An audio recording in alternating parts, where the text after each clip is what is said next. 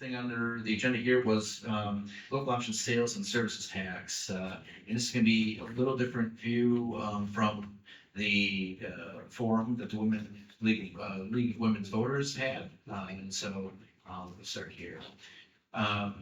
So there's a conversation circulating about the pending ballot measure regarding the local option sales and service tax and the associated revenue purpose split, going from the 90-10 where it currently is to the 70-30. The current split provides funding for street and sewer projects, as well as about $440,000 in general fund support. The timing of the election provided the opportunity to review the contribution to support other purposes, especially in light of changes to the property tax law or the consolidated general fund levy. And so taking a proactive approach to the financial picture for the city, staff recommended and the city council approved a revised split, which would provide additional support for the general fund without severely impacting the ability to complete future street and sewer projects. And so just one thing here to really highlight that we are not talking about a new tax. This is the continuation of the sales and service tax, which already exists in the city. And it provides a lot of revenue, estimated $4.4 million currently to the city. So this graph here, you got the one on the left is showing, and with it being darker here, unfortunately doesn't show this as well. The lower part there that's shaded, that is all of the general fund levy. And so in 2024, all the way to the left, it's at $8.10. And then all the way to the right, 2029 is also at $8.10. The darker blue triangle above it is reflective of the city-owned civic center operation maintenance, the 13.5 cents, as well as support for public library, the 27 cents. So that's 41 cents there, 40.5 cents that we had in 2024. And then the green above that is the emergency levy, which is 27 cents. So in 25, those went into what is now called the consolidated general fund. And so it was at 87.5 cents or $8.77.5 in 24. And then it went down to $8.52 and change. And it is going to trend all the way down to $8.10 when we get to 2029. The chart on the right shows the blue that's across there. If everything stayed the same at $8.77.5 compared to where we're going to be trending in 29 and 30 when it's at $8.10. And you can see that gap there is reflective of the change in the tax levy. And if the continued level of service is desired, those revenues would have to be identified. We need to be able to make up that gap in revenue there. So what does the general fund provide? We've talked about this before, that $8.10. That's your public safety, police, fire, et cetera, public works. Part of that is engineering, refuse collection. Refuse collection is made up with the bills that people pay, but it's coded out of the public works area there when you're looking at the state budget.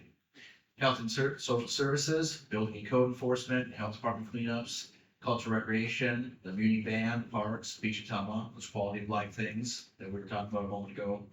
Community economic development, planning and zoning, general government, administrative support to all those departments, plus the city hall maintenance comes out of there. And then operating transfers. So what those other levies didn't cover, the overage in the cemetery, the overage in the library, or additional support to BBC. After the consolidated general fund levy was passed, we're going to be rolling in. The emergency levy was 27 cents, as I mentioned. So that was general fund support, dollars that came in. We now have to make up that difference. The event center, the 13.5 cents that went to help offset the contractual obligation for Bridgeview Center. And then the library, which is the previously voted levy to support the library. In one of the conferences I was at earlier this year, Doug Griffiths, he's the author of 13 Ways to Heal Your Community. And those who've been through the Toma Leadership Program may have read that book as part of their offering. He'd offered at the conference, there's top 5 reasons why people choose to live where they live. And those were the collaboration and cooperation, how well different entities get together and work together in the public for the common good, quality of life, housing and workforce, infrastructure was number 4, and taxes was number 5. And so surprisingly, the cost and the infrastructure were lower than quality of life and some of those other items. The results indicated that although infrastructure is important to prospective residents and businesses moving into the community, quality of life is spending is equally as important when considering where they want to live. So, 90-10, the status quo. This graph here is showing that at the current service level, so if nothing else changed with the service we're providing, and looking at a growth estimate of 1.75% over this period of time. This is from 25 to fiscal year 35. I'm anticipating a 2% inflationary growth factor or cost factor. So 2% may be low, but that's what was used as the estimate. If we're looking at that, so 2% inflation, 1.75 average growth, we're at a structural deficit kind of all the way through. So this last year, we improved the budget with a $250,000 deficit, and it only gets worse if we do not change anything. By fiscal year 32, it's estimated that gap in the line, and the top line is the expenditures, is $1 million for that year. By the end of that 10-year period, the combined deficit is estimated at $8.5 million. So if we went to an 80-20, which is one of the things that was talked about earlier this year, you can see the curves get a little bit closer, but there is still a structural deficit. The top line, again, expenditures is still higher. It gets close in 27, but it's still about a $70,000 annual deficit that year, and it grows to $794,000 annual deficit by the end of fiscal year 35. And at that same time, the combined deficit is estimated at $4.4 million. So 70-30, this is what was presented. The council approved that April 23rd special meeting at 70-30, the 4-1 vote. You can see at this, now the top line is actually the revenues. It does get closer towards the end, but revenue does stay, other than this first year, ahead of that. We have called structural surplus. By fiscal year 35, that annual surplus is 86,000. So it gets close, but it's still positive at the end of the 10-year period for the local option sales and service tax. The surplus dollars could be used to support streets and sewer projects or reduce the levy. So the council would have an option every year, if we're looking at projected surplus, of deciding what to do with that. This split leaves the greatest dollars toward future assets or towards future street and sewer projects while maintaining the current level of services into the future. It would assist with replenishing a healthy balance in the general fund. Alternatively, as I said, future city councils could opt to transfer surplus dollars into capital projects or reduce the property tax levy. I believe this graph represented why the city council voted to shift to the 30% toward property tax relief.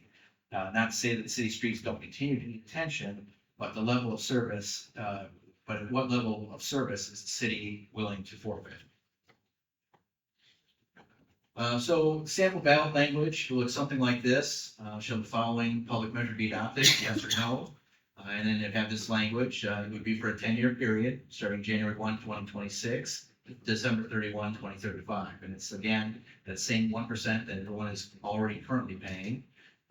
Which point out, I think it was mentioned at the forum, 60% of that is projected to come from outside the city. So that's a big chunk of that that's being supported by people that don't live here to help offset the different things we do. And then the other part here is that revenue change from 30% for property tax relief and 70% for streets improvements and sewer improvements. So a yes vote, unless there's a change in law, this would continue then for 10 more years at the new split. The city would continue to receive revenue of about $4.4 million. That was the estimate for this coming year. And it would change that split, as mentioned, which would give about $900,000 to help support the structural deficit and maintain the current level of services into the future. It also grants us time for growth to catch up and hopefully overcome the inflationary factor. And that's what's going to really help out with the structural deficit long term. A no vote, on the other hand, would mean that we either have to take it back to a vote of the citizens and maybe evaluate why it was defeated and try to change things to get it to pass. And if not, then December 31st, 2025, the revenue coming in from local option sales tax would cease to exist. And that would be an annual loss of about $4.4 million. Then the city would need to consider other revenue sources, which may include an increase in the franchise fee percentage and or a severe reduction in services to address that lost revenue from not only the combined general fund levy law, but also the loss of revenue from the local option sales and service tax. And at that point, then, with losing that 4.4 million, we would see a slowdown in sewer separation and street repair programs, or an increase in debt service to be able to cover those future project costs. So I will open it up to any questions from council. I know you've heard all this before. And actually, I'm gonna hit the other slide here for more information that people are looking for. We're gonna make this available to the public as well. As I mentioned, the League of Women Voters Lost Forum is out there currently for review. And we do have our special meeting at the Tacoma City Council where this 70-30 split was voted on. Iowa League of Cities has a special report on the local option sales and service tax, and Department of Revenue for the state of Iowa also covers information about that. Hope people can do some of their own research as well. Those are on the city's website, right? We can have links to all these, I think, put onto the city website. Your Honor, can I comment, please? Yes. I was the one person that voted against this division of 70-90, 70-30, excuse me. Conversation that Bill has given you does not talk about not having the overall sales tax issue coming in. I'm encouraging people to vote against it, and we'll bring it back and discuss why it didn't pass and what we can do to correct it. I think the important thing is not suggesting we do away with the sales tax. I am suggesting how it's represented and split up. And I'm going to tell you right now, if you think any of it will go to reduce your property taxes, good luck. And please call me when it does. Other than that, if you're satisfied with the condition of our streets, how well they're kept, then we ought to take that money and put it someplace else. Thank you, Your Honor. Yeah, I'm not saying that it is going to, what we're going to see is it is automatically, it's already, this year, it was lower. In future years, it's going to lower up to the point where we get to 810. So we are going to see that reduction regardless. And the offset is if we don't have any revenue for that, a reduction in services. So, there's a choice that has to be made there. And I think you saw, let's go back to that 70-30 split there, or even the 90-10. And you can see the gap there. So that's where I was reflecting and where I was looking at projecting out ahead and being proactive with what we're seeing as far as revenues and expenditures and the trends there, and how do we offset that. I know Mr. O'Donnell had some thoughts on how to help with streets and sewers as well, funding. I just have one question. So to clarify, when you say a reduction in services, what does that mean? Well, we know that for fiscal year 24, there's about $422,000 in revenue from those three levies. And I think it was $460,000 for fiscal year 25. I don't know how much that'll grow in the past or going forward, but if we don't have that $450,000 or $500,000 to pay for services, there's a gap in the budget of $500,000. And the only way you make that up is with cutting services, which will tend to be staff members who provide those services. Because we're a service industry, that's where the biggest impact is going to be. So you may have less hours for the library. You may have less people patrolling the streets. And this, I'm not saying fear stuff, but when it comes to reality, there are impacts for those decisions. Phil, is it also a reality that we would have to cut the staffing in our streets department as well? That would be a decision for the city council. Cole and I would work with staff as far as where we saw we could try to reduce things. We had, just to keep the current level of operations, like I said, we ended up with a $250,000 deficit that was approved to move forward. And that was with staff eliminating as much as they could in the general fund areas there to try to really get as efficient as possible. And we'll continue to operate and try to find ways to be efficient.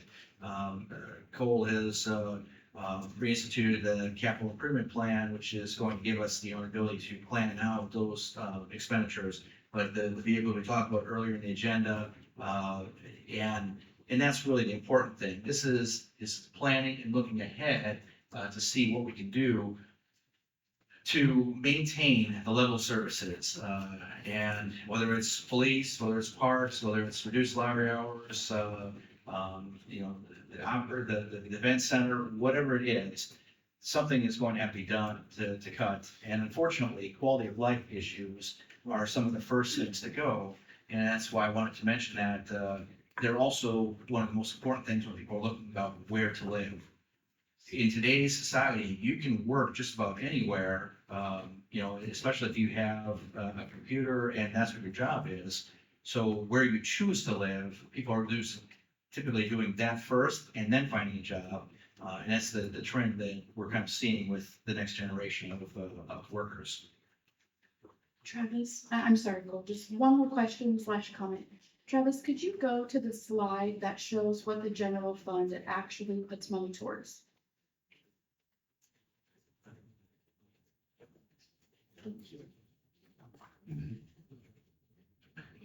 And the other thing too is when we are at a maximum $8.10, that's when trusted agency, the benefits portion spills over. So we may not see the 810 come down, but if we are more efficient in some areas, we may see where some of the trusted agency numbers are coming down. That's still part of that total levy that would impact the taxes that people pay. So there's many cities across the state where they're not necessarily as high as we are on a trusted agency because they're still able to pay some of their benefits out of the $8.10. In fact, we can't charge anything over into trusted agency unless we've already maxed out the $8.10. And so I think that's where we see things happening, or their debt service. If communities are forced to push things, and so a suggestion that was made this morning where, well, what if we had to, on an annual basis, bond for our operations in essence, because the debt service, has a limit, but it's outside of this $8.10. I would not recommend that, and I stated that this morning too. I think that's where you run into issues is when you're trying to bond for annual operating expenses. So there are ways that we could choose to try to pay for services. This is one of them that I think at the moment would make the most sense, and it just worked out with the timing of when this vote comes up to try to help give us that relief at this time. Mr. O'Donnell, do you have anything you'd like to say? Yeah, so I'd like to respond to three of the items. First of all, to Councilmember Basu. The road use, the street department is funded through road use tax primarily, right?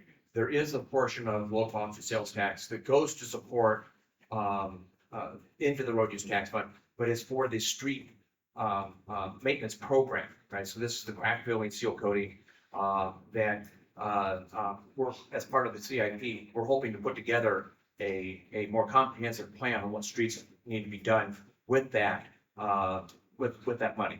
The current budget puts in $750,000. The previous budgets have put in $500,000. So that may fluctuate depending upon the amount of local option sales tax that we receive and the program that we're planning on doing. Right? So then the next item is we have never said that this shift from 90-10 to 70-30 will reduce your property tax. It is to fill a gap created by the legislature. What I will say to you is this, is that in the next 3-4 years, our property tax levy will be reduced, which means that we will be asking for less tax money. So whether it comes from local option sales tax reducing the levy, or the state forcing us to reduce the levy, we will be asking for less property tax, askings. Had the state not done what they had done, we certainly could have maintained the 90-10 split. The next thing is that there is a question on whether or not street projects and street or sewer projects will be reduced because we're shifting more funds to the general fund. And I gave you a memo that if we use our money wisely, that we can plan using the local option sales tax to pay debt service to fix roads. And what I want to be able to say to you is that, you know, I did some work on this. There are three basic ways to make a road surface more drivable. You can use a seal coat, which is a chip and seal. You level the course, then you maybe do a leveling course, then you seal it and put the chips down. There's a mill and overlay. You take off a couple of inches of the pavement, you fix your hot spots, level some things off, and then you put a new road course down. Or there's the reconstruction. From seal coat to reconstruction, of course, the price increases. What I did is I asked a question to other cities out there, and I said, what are you paying right now for a mill and fill project? And they sent me their bid tabs, and their projects range from 3 blocks to 8 blocks worth of work. And what I did was I averaged what they were paying based upon their lowest bid. Now understand that the projects include curb and gutter work, some sidewalk work, handicap ramps, which is something we would probably want to include as well. What it doesn't include is any underlying utility work, because you're not doing any of that. What I came up with was an average cost per block of $169,692. Based upon putting forth what Piper and Sandler created for us as how we could use the local option sales tax as part of the bond issuance for the SRF. There was anywhere from slightly less than $1 million to $1.9 million allocated for streets each year. So using a number of 1.5 million on average that we could dedicate strictly to streets, and we did it on a pay-as-you-go, we would get an estimated 28 blocks of streets in 3 years on pay-as-you-go. And the reason why I use 3 years is because if you bond for money, you're supposed to use it up within 3 years. Right? However, we borrowed $10 million and used $1 million annually to pay bonds. We completed an estimated 59 blocks in 3 years. And this, and the estimates that Pipewood came to us were based upon a 70-30 split, not a 90-10. So there is money there if we use it and plan as Administrator Rath stated. If we plan for the future, we can do more with that money. We just have to do that. And that's why we are completing the capital improvement plan. I'm working with the Public Works Department and the Streets Department in order to build that plan so that we can maximize our dollars and get as much done as we possibly can. So it sounds like we're trying to, well, first we had to be reactive to a situation that we've been put in by our legislator. And now we're trying to be proactive in ensuring that we're doing the best with what we have. Correct. I think it's just important to reiterate that it is dangerous rhetoric to say that you should vote no to this item to an entire community. Because quite literally, we are being forced to be put in a situation of extreme debt that we are having to figure out on the fly. And to tell the community that we should vote no and go back to planning and figure it out later is just not an option because we don't have time to do that. I also think that there is this idea that the community or that the city council and city staff in general have grossly misused the funds, community dollars, and that is also incorrect.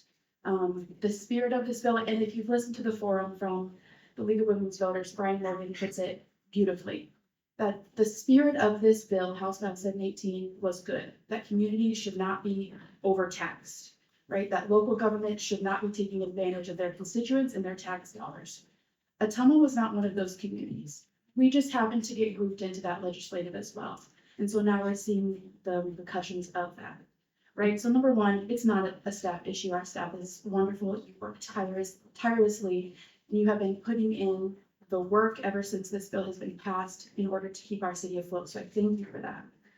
I also would like to mention, just based on that slide that shows what our general fund actually goes towards, without this split, there's a huge concern about streets and our infrastructure and our economy. Without this split, the 70-30, that goes away.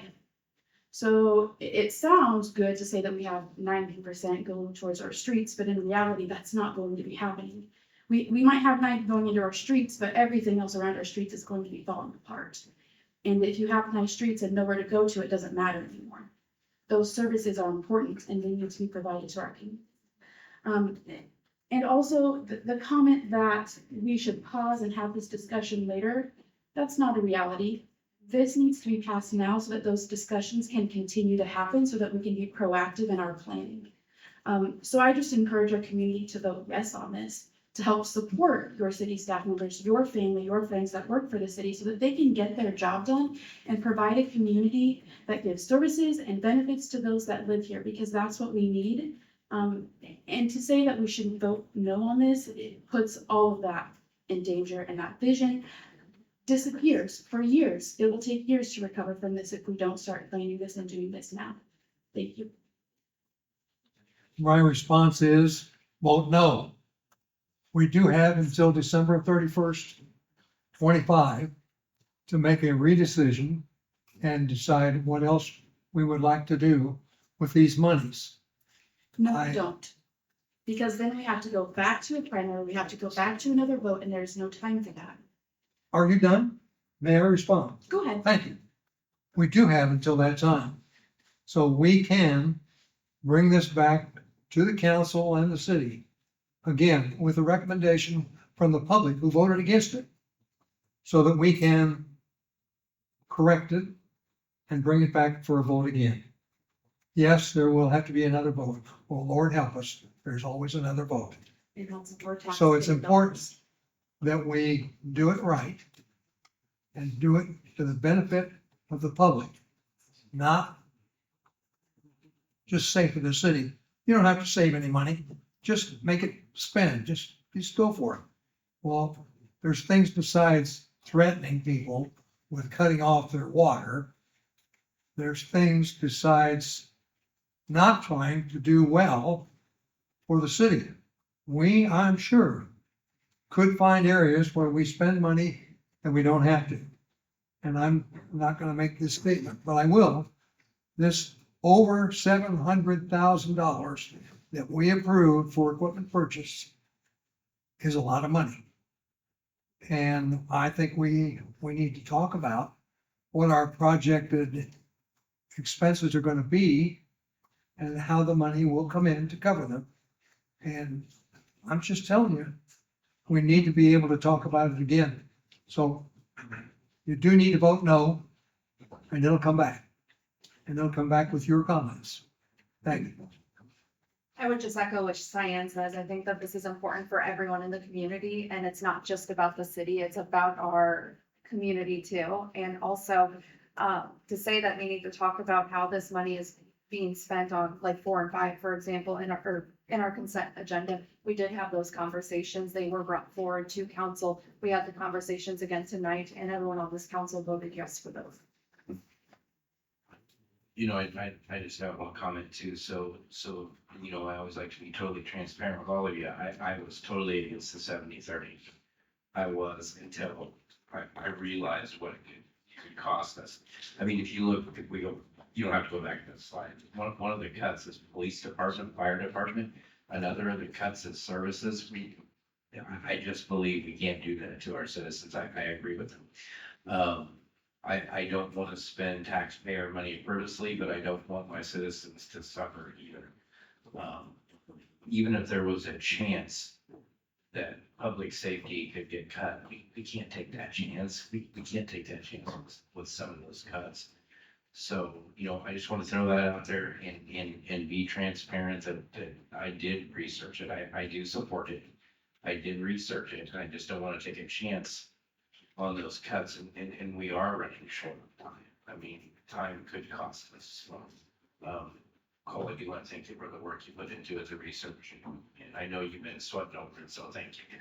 And if we're gonna sweat a little more, and then I think I wanna point out is that we have said all along that, even with a yes vote, that we are going to have to look for efficiencies and continue to look at ways to reduce our costs, because our valuations estimated at a 1.7% tax, increase in tax valuations each year are not keeping up with inflation.